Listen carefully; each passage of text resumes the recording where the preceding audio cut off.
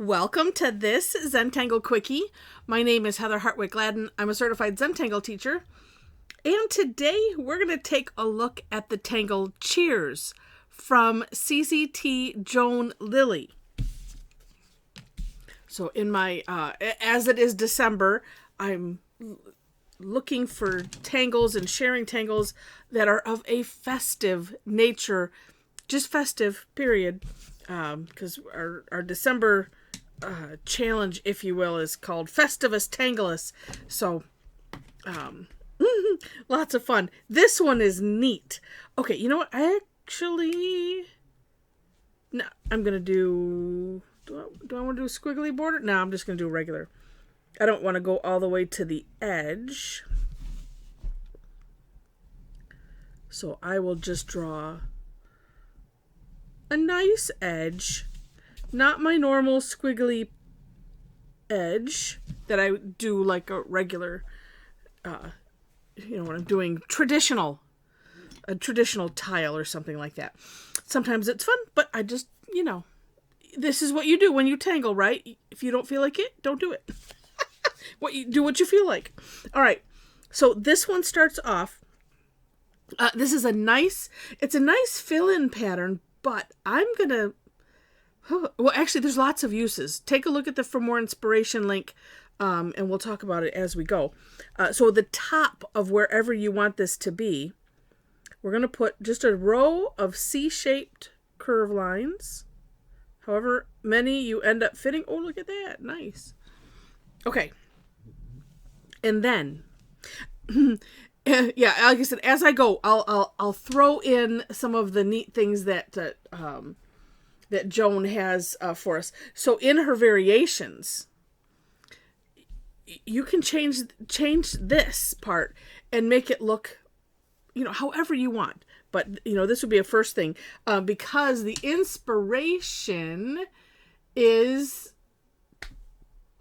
like a wine glass or something like that. I was just going to look back to see. So you could turn it into a champagne flute or whatever. Make it more triangular. Make it a martini glass. Up to you. Okay. Then from here, we're going to put two straight lines kind of in the center. And as always, you decide, the length. Probably not a bad idea to try to kind of get them close to the same length, because then, and this is where you could adjust it. We're going to put a little triangle, and this is what I was doing. I was starting there because it was kind of small and hard to see. It looks like Jones are maybe more of a squattier triangle. But, well, we're going to fill these in. So you can either do all of them like open and then come back and fill them in, or fill it in as you go. The nice thing about this is if you feel like you want to reshape it, let's make it a little squattier, right? And then just connect. And because we're filling in, as long as you're going bigger, we can do it. Oh, and then if you want to get that tip so that it's, the tip of the thing, so it's centered, could do that. Okay, now let's see if I can make all of them this way.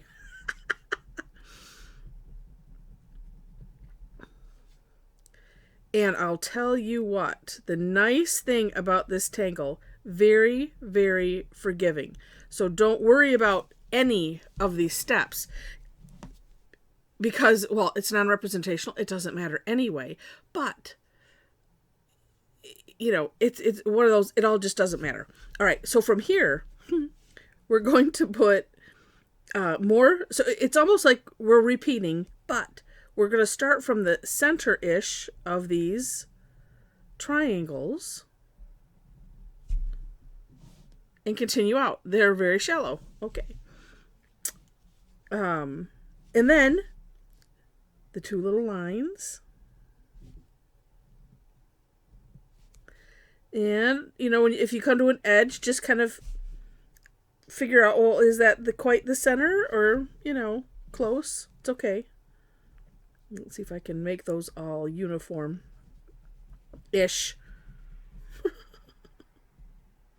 That's why I say the ish.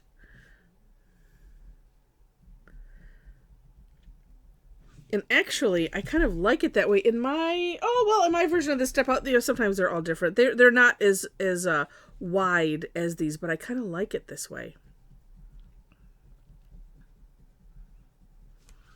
And then just partial on the side. And then guess what? Rinse and repeat. Do the same thing.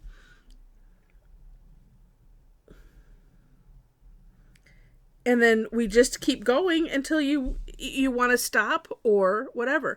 Now, if you wanted to use this as a border, and she doesn't really put that on here, but I was thinking you could just, however, if you want to have just one, let me cover it up with something better. That's my pen. Here, we'll get a fresh tile. So you could, now I see how uneven they are. Shh, don't tell anybody. Oh, no, it doesn't matter, right? You could stop here if you wanted to make a border, or you could do it too deep and make a border. We'll look at it because there's still some more steps, so we'll wait till that's done. But I wanted to throw that out there at ya because it's kind of neat.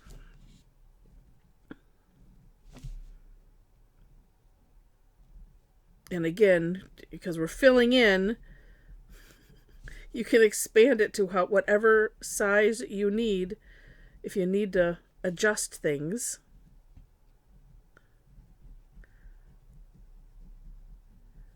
And looks like this will be the last. Well, we'll do a little partial one here at the end. See, and I keep doing this where, let me finish filling it in. It's like, I didn't quite, you can either, I didn't quite meet that line, but again, doesn't matter. You can just make the line meet or extend the triangle, whatever you want to do. And it seemed like, let's see, in her variations, Joan has where you could do like a C-shaped curve line here instead of the triangle, and have a base. So a straight line and then the C shape, kind of like this, but at the bottom and smaller. Okay, and now let's do this last bit. And then, just because, that would fit there. Okay, next. And you know what? And I mean, that kind of looks cool as it is. But the next step that Joan has us do is coming from the middle of these C-shaped curve lines. Oh, and I might as well start right here. So we're going to do another curve line coming right to the base, curved-ish. And what's extra neat, this is one of those that it can look, well, as some of mine did as I was playing with it, kind of look like a mess. And then when you get these steps done, it doesn't look so much like a mess. And I was like, oh, look at that. So that's where I said, just don't worry. I mean, don't worry anyway, but this is one of those neat ones where just wait till you get finished. And even then, don't judge your own work. Let it sit for a little while. And then ask somebody else if it looks good. Because of course they're going to tell you, well, yes. All right. And then the last step that Joan has is just putting a little orb. On the other side of all of these little, we'll just call them stems because that's what they look like.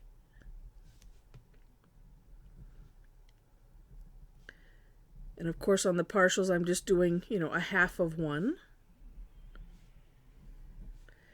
And of course, you can do whatever you want there. In one of Joan's variations, she shows a lot of orbs, kind of filling it up with orbs, right up to the, to this line here.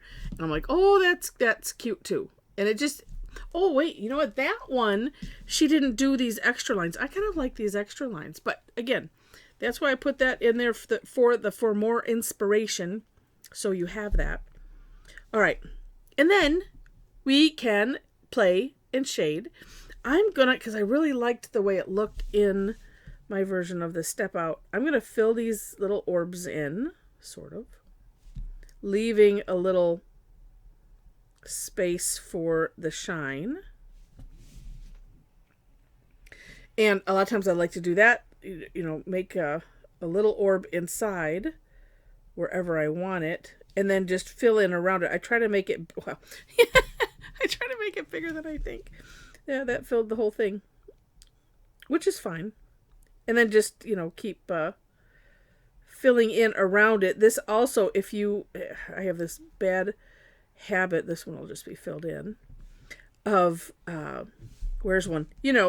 This is why we call them orbs, because circle contains too much pressure, to make it perfect. So I can still do this, but the beauty of of filling in around it is I can reshape it and make it look more like an orb versus, I don't know, a broken orb, or a complete orb, not a broken one with little pieces. And of course you don't have to leave that little shine if you don't want to, or if they get kind of covered up, you can come back with a white gel pen afterwards if you wish. I like to do this because then the white gel pen is not then competing with the black ink.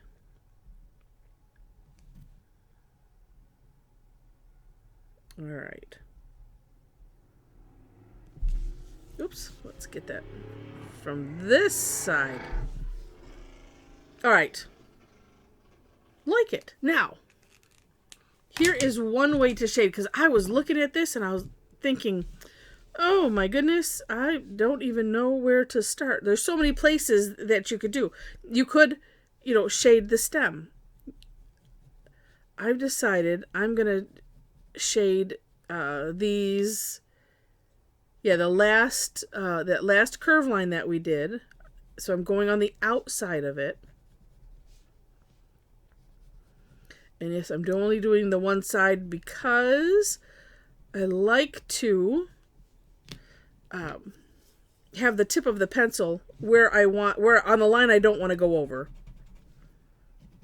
And same thing with the tortillon. Although this, I'm thinking, well, I've already done it that way.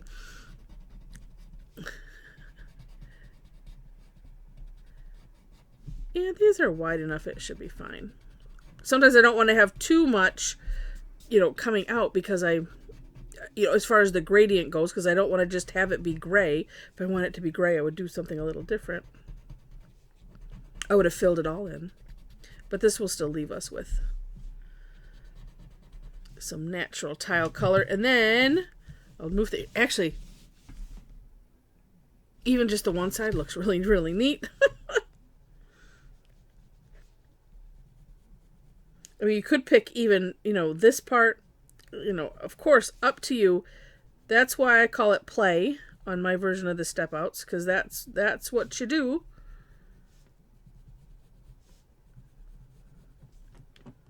Oh, I got those in there too. All right.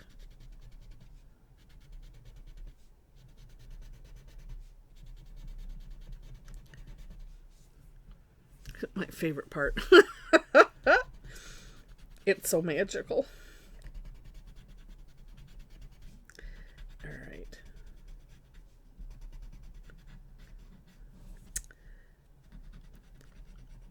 I don't like the little line. So I'm like, oh, I like to have a gradient. There we go. And I'll look in the camera in a second and see. Oh, I think I got most of them. And I'll tell you, depending on what surface you're using, one thing that I have found, if it's a smoother surface, if you come more on the edge of your tortillon, like on its side, so that way the graphite can get caught up in all of these ridges and then move it around that way. This is a newer tortillon, so I shouldn't have that much trouble, but There we go. I like it. I am tempted to do underneath that orb. I don't know. I really kind of like it like that. I don't know. Oh! Wait. You know, I was thinking, under the orb, but above the lines. All right, because now as I'm looking at it, it still feel like it needs something. So I'm going to go under, because this could look like it's tucked in underneath this curve line. Let's just see.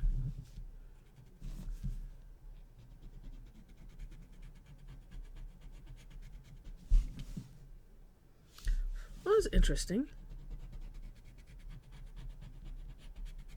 It's interesting. We'll just see what it looks like when I get it all done. Because, oh, that is interesting.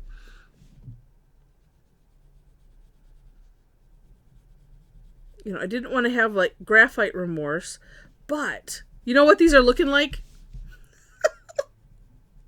I shouldn't say, I should have you put it in the comments.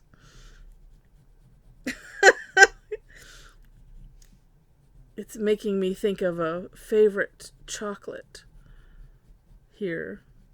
It kind of looks like a Hershey's Kiss, doesn't it? Okay, if you see something else, let me know in the comments. One thing too with the tornado, I don't know if you notice, so like sometimes I'll do this, and I call that's the scooching motion because I'm just scooching it up. But I've noticed, as soon as I get more on the tortillon, it seems like if you do it this way, it moves. It doesn't. It's not as wide as using it this way. Maybe it's my imagination. I don't know. I haven't done like let's look at this and compare. So now this bottom part just looks rather gray, but I don't care. I like it. It's interesting. It makes it look, you know what? They kind of look like, they could look like I don't know, sort of Christmas trees with one ornament. Oh, anyway. What's fun is because it's non-representational, it might be inspired by something, but look at it, if you turn it on its side, I see weird fish, I think. Upside down. Interesting still. And it doesn't matter because it's just a cool pattern. Yeah, it's just neat. All right, well, I hope you enjoyed it. If you did, would love it if you click on the like button. And if you would like it enough to see more and you have not yet subscribed to the channel, would love to have you be a subscriber. I already mentioned the description section several times. The one thing I didn't mention is she also says use the basic shape as a string. Ha! Neat idea. So anyway, take a look at that and see Joan's her step outs and the variations that she suggests. And then I do my own version of the step out as well. Below that, ways to connect with me if you'd like. I do, by the way, teach classes twice a week. As long as there's no weird conflicts, they are on Tuesdays and Thursdays. Being that it's December and I'm a musician, that makes for sometimes we have to just figure things out. And that's what we're doing this week. But generally, Tuesdays and Thursdays, 11 a.m. Eastern Time, I'm in Michigan, and 7 p.m. On both days is when they start. Thursdays, always free. It's called Tangle Time. The third Tuesday of the month is called Tough Tangle Tuesday, and that is also free. The other ones have some kind of a fee or are a club member exclusive. I do have a membership club. You can check that out on the website. Basically, it's an all access. If you like, if you think you would at least take one class a month, then it more than pays for itself because you get all access. So you would get at least 3 classes. And Anyway, check it out if you're interested. But come join us for free. If you've not joined in before, come and join us for free, and see if you like us or not. All right. Also in the description section, link to our Tangle Addicts community group page on Facebook. So if you happen to be there and want to join in the conversation and have fun with a bunch of other Tanglers, we would love to have you. There are 4 questions that you have to answer in order to gain entry. Also, I have a link to my Facebook page, so you can follow me there, because I generally post classes there first. And then there's a couple other places that I post, like Eventbrite and meetup.com. And those links are on my website. So, I think that's it. Thank you so much for watching and having fun. And I wish you happy tangling.